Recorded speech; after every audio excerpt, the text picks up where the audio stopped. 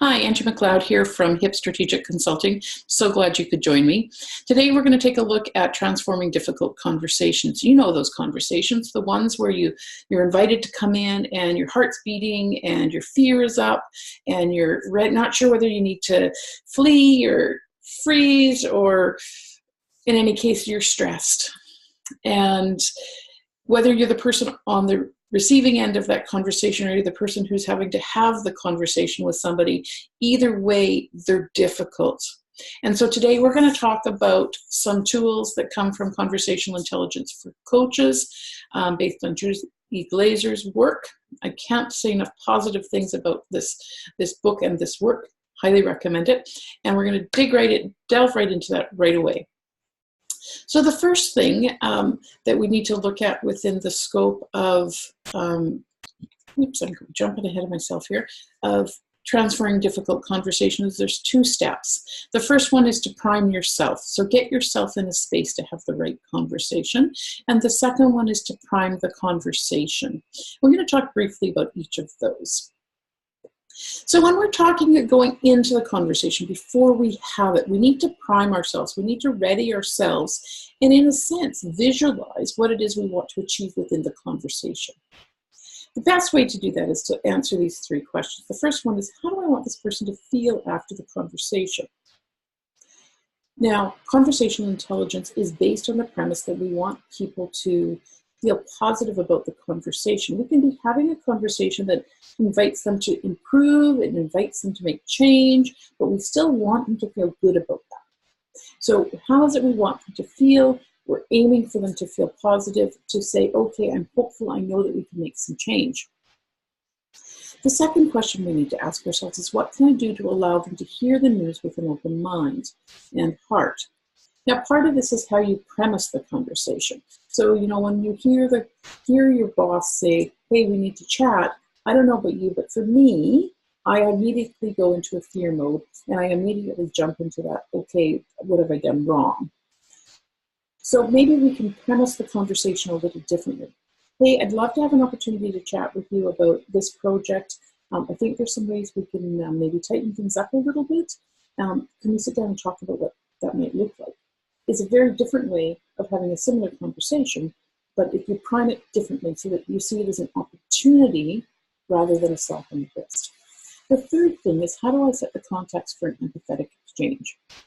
When we talk about an empathetic exchange, it's not about walking in their shoes, but it's about understanding and relating your own experiences to their shoes. So think back to how you felt when you had these conversations in the past.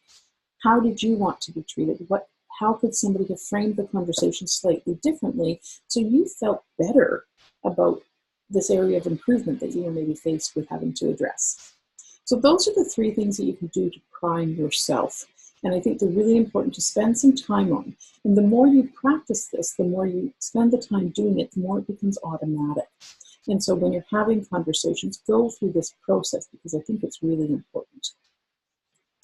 The second thing we do is we prime the conversation. And when we're priming the conversation, it's not about the work we do before, it's about the work we do within the conversation. And so first of all, it's about how you introduce the conversation. So you need to set the context for caring, courage, and candor. You need to be really clear about, I care and I want us to work together on solving this challenge. How can we do that? You want to make sure that people understand that we're in this together and we want to work together. So that's the first one. The second one is to explore desired outcomes. What is it that each of you wants out of the conversation?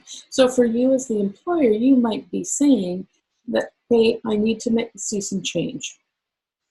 The employee might be wanting to say, okay, well, what do I need to learn? But you need to help them frame it as learning, not as a slap on the wrist. And that goes back to that caring, courage, and candor, about really presenting it as an opportunity to grow and learn versus as, oh, you're in trouble. The third thing is to share perspectives with caring, courage, and candor. And so you need to invite a shared perspective from both of you. So it's a case scenario where you're not telling somebody what they need to do. You're asking them questions and inviting them to share where they struggled, maybe what was the biggest challenge for them? How did the project unfold? Where did they get stuck? And then have them share that so that you understand the context within which they're working. And then say, okay, so here's where I'm struggling. Here's what I need moving forward. And that again positions it where we're in this together, and then you try to figure out what the end result is. So that's really the next step, which is discovering what's important to both of you. So when we're talking about discovering what's important to you, how do we want this conversation to end? What is the end result of what we're getting out of today's conversation, whether it's change, improvement, behavioral adjustments, whatever that is? We need to, again, be able to look at it from each other's perspectives. And we need to be open, non-judgmental, and respectful. And we can't reject ideas. We need to be open to hearing the whole, because sometimes it's out of those different ideas that new ideas arise that are really, really good and solid. So it's really important to look at what is it we're trying to achieve and how are we going to make that happen. And then the final piece is, once you know what you're both trying to achieve and you say, okay, this is what we're working towards, now what does success look like? So how do we contract for success?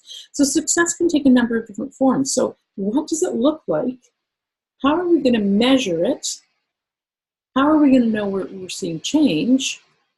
And when are we going to touch base on that so that we both know what's expected? And so you create a bit of a verbal contract saying, this is what we're, now, if I hear you right, this is what we're agreeing to. So by contracting for success, you position both of you to be able to come back to the conversation and to revisit where the struggles are, and maybe fine-tune the approach that you're using to move forward. So, there's two things here when we're talking about difficult conversations and transforming them. One, spend some time priming yourself for the conversation. Make sure that you're in the right mindset to have the conversation in a positive way. The second thing is prime the conversation itself by creating a framework which allows for open sharing, acknowledges differences, and allows for both of you to contribute and talk about where the sticky points are for each of you so that you can move forward and learn and grow together. So I hope this will help you as you face difficult conversations in the work that you're doing, and I hope that this will position you in such a way that you can start to apply these principles and practice it on a daily basis. And what I can tell you is that we don't just naturally start to do these things. It takes practice. It's something we need to continually be doing. So please take these ideas, start to practice them, implement them, and look up Conversational Intelligence for Coaches online. There's a ton of great resources, so feel free to explore those or to give me a call if you are interested in learning more about how I can help your company create more positive conversations.